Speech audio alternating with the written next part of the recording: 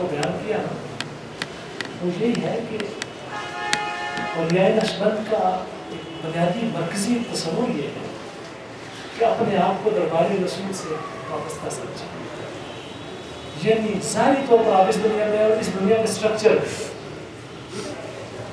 اس دنیا کے اسٹرکچر میں اب دیکھیں نا، اگر آپ اس دور میں سیمنٹ تلاش کریں اور اس دور میں مسجدیں سیمنٹڈ تھی، آپ سیمنٹڈ مسجد میں کھڑے ہیں لیکن آپ کچی مسجد میں کھڑے ہیں. سمجھ گئے بات؟ آپ مائک پر بول رہے ہیں لیکن آپ دل سے بول رہے ہیں. اس دور اس اسٹرکچر میں آپ مائک پر بول رہے ہیں، اس اسٹرکچر میں آپ کا دل بول رہا ہے. کیا سمجھے کیا کہہ رہا ہوں؟ اس اسٹرکچر میں مائک بول رہا ہے، آپ کی ظاہری آواز کام کر رہی ہے. اس اسٹرکچر میں دل بول رہا ہے. ٹھیک ہے، ظاہر میں اس اسٹرکچر میں آپ کے امام مسجد میں جو بھی اس اسٹرکچر میں آپ کے امام سید عالم خود ہیں.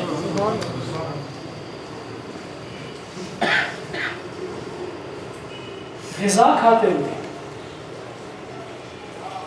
آپ یہاں کی غذا کھا رہے ہیں اس اسٹرکچر، باطن میں آپ وہاں کی غذا کھا رہے ہیں اس اسٹرکچر. ایک ہی وقت میں زندگی کے دو دھاروں کو قائم رکھیں. ظاہری طور پر آپ اس محفل میں بیٹھے میں ہم سب، باطنی طور پر یعنی اس اسٹرکچر میں آپ دربار رسالت اور اس طرح ادب سے بیٹھے ہوں کہ جس طرح سروں پر پرندے بیٹھے ذرا سارے لائے تو یہ ادب رسالت جو حدیث پاک میں ہے.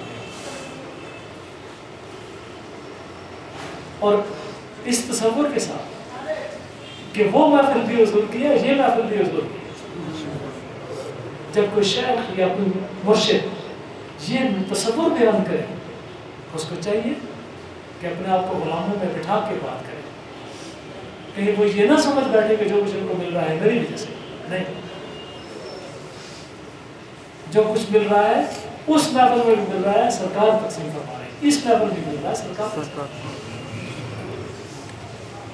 ہر چیز کا ایک جسم ظاہری، ہر چیز کا ایک جسم باطن. حضرت بکر شاہ بالغی ارشاد فرماتے ہیں کہ میرے ذہن میں ایک سوال،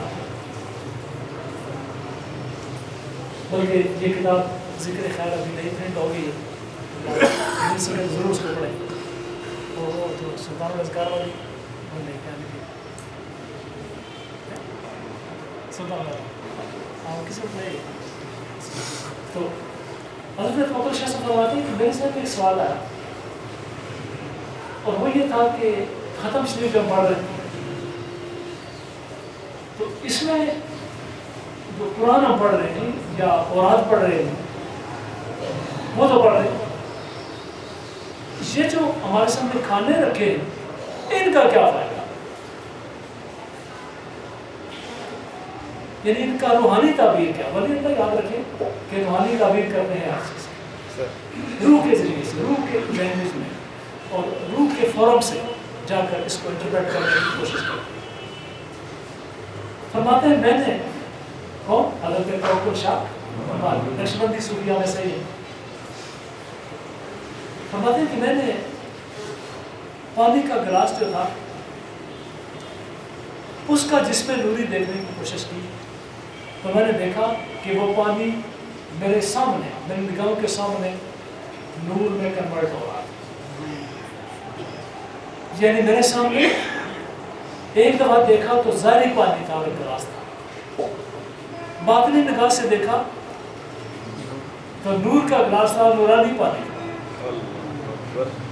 جتنے معقولات رکھی تھی نیم الف کیاو کیا واو لام الف تے معقول کھانے والے شے، معقول نہیں حق والوں جتنی معقولاتوں مشروبات رکھی تھی، کہتے ہیں میں نے سب کو دیکھا، میں نے چیک کیا تو دیکھا کہ ہر ایک کے دو اجسام تھے،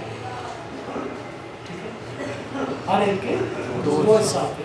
اس کو تصوف کی اصطلاح میں جو آج کل جو اسپرچولیسٹ اس کو ڈسکرائب کرتے ہیں پولیرٹیز، فزیکل اینڈ اور اسپرچل اینڈ. پولیرٹیز دو مختلف چیزیں، مثلا مشرق ہے، مشرق کے مقابلے میں مغرب، ٹھیک ہے، دن ہے، دن کے مقابلے میں رات ہے، ٹھیک ہے، صحت ہے، اس کے مقابلے میں بیماری ہے، روشنی ہے، تاریکی ہے، شمال ہے، جنوب ہے. اس طریقے سے بندہ ہے، خدا ہے، ٹھیک ہے، ماتا ہے، روح ہے. یہ ساری ان کو کیا کہیں گے؟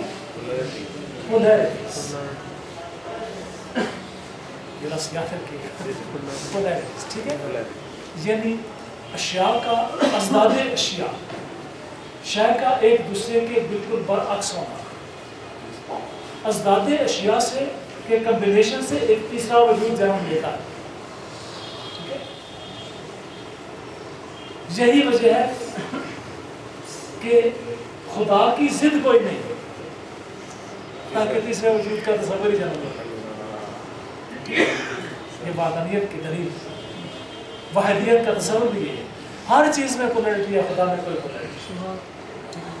اولیاء کرام ہر شے کو پولیرٹی کی نظر سے دیکھتے ہیں کہ اس کا جسم میں کیا ہے، اس کے اندر کیا ہے.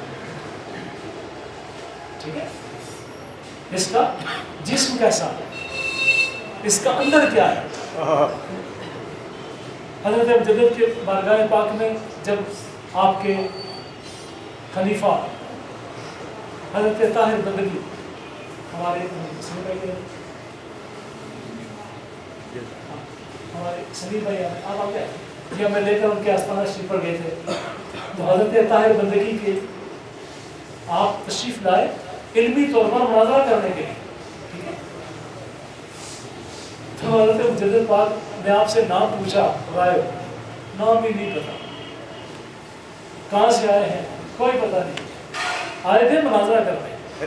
ٹھیک ہے، تو حضرت مجدد پاک نے کیا پوچھا، نام کیا ہے، کوئی یاد نہیں، کہاں سے آئے ہیں کوئی یاد نہیں، کس لیے آئے ہیں کوئی یاد نہیں.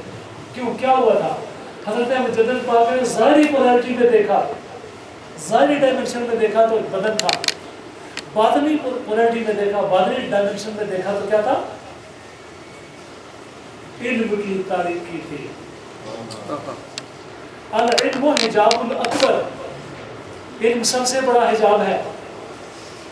جو لوگ اپنے نالج پہ اس طرح ناز کرتے ہیں نا کہ اب مجھ سے زیادہ پڑھا لکھا کوئی بھی نہیں، یہ تکبر کی علامت ہے. تکبر انسان کو شیطان بنا دیتا ہے، کہ انسان کسی عمل سے شیطان کے برابر نہیں ہوتا، تکبر سے شیطان کے برابر ہو جاتا ہے. دیکھا اس ڈائمنشن میں کیا تھی، تاریکی تھی. حضرت مجدد پاک نے اس ڈائمنشن کو سلب کر دیا. ظاہری بدن ٹھیک ہے، ساری ڈائمنشن اپنے ہاتھ میں لے لی اور اس کو نور میں ڈپ کر کے، ٹھیک ہے، اسی ڈائمنشن کے نور میں، دوسری ڈائمنشن کے نور میں، دوسری پولیرٹی میں، تاریکی اور نور ڈائمنشن پڑے گا، دوسری اس کے نور میں ڈپ کر کے ہمارے یہ، اور پھر فرمایا اب تمہارا یہ مقام ہے، علم بھی لے لو اور روحانیت بھی لے لو، اور تمہارا یہ مقام ہے جس قبرستان میں تم دفن ہوگے، اس قبرستان میں دفن ہونے والا قیامت تک ہر بندہ جنتی ہے. جسے مجدد مانا ہے اس کی بات کو مانا. یہ میں ان لوگوں سے کہہ رہا ہوں جو نقشبندی بھی لکھتے ہیں، مجددی بھی لکھتے ہیں اور شعر گانے میں بڑے ماہر ہیں. میں ان کو کہہ رہا ہوں، یہ جن حضرت مجدد پاک کی لائف ہسٹریاں لکھی، میں ان کو بتا رہا ہوں کہ حضرت مجدد نے کیا یہ نہیں فرمایا کہ طاہر بندگی جس قبرستان میں ہوگی قیامت تک دفن ہونے والا بندہ جنتی ہوگا. یہ کیا طاہر بندگی کا کمال تھا یا مجدد پاک کا کمال تھا؟ کیا پیشگوئی کی تھی کہ نہیں کی تھی؟ تصرف ہے کہ نہیں ہے؟ جس کئی بات قیامت تک جاری اور ساری ہو جائے اس کا نبی کچھ نہیں کر سکتا ہوگا؟ ٹھیک ہے، جس کو اپنے مرید کے ساتھ والے قبرستان میں دفن ہونے والے قیامت تک لوگوں دفن ہونے والوں کی تقدیروں کا علم ہے اور جنتی ہونے کا علم ہے، کیا اس کے نبی کو دیوار کے پیچھے کا علم نہیں ہوگا؟ تو عرض کرنے کا مقصد یہ ہے، اولیاء دو ڈائمنشن سے دیکھتے ہیں جب کسی شخصیت کو اسٹڈی کرنا، بندہ سامنے بیٹھا اس کو ظاہر میں دیکھو، اور پھر اس کے بعد دوسری ڈائمنشن اس کو دیکھو کہ یہ بندہ اس ڈائمنشن میں کیا ہوگا، نماز ہوگی نماز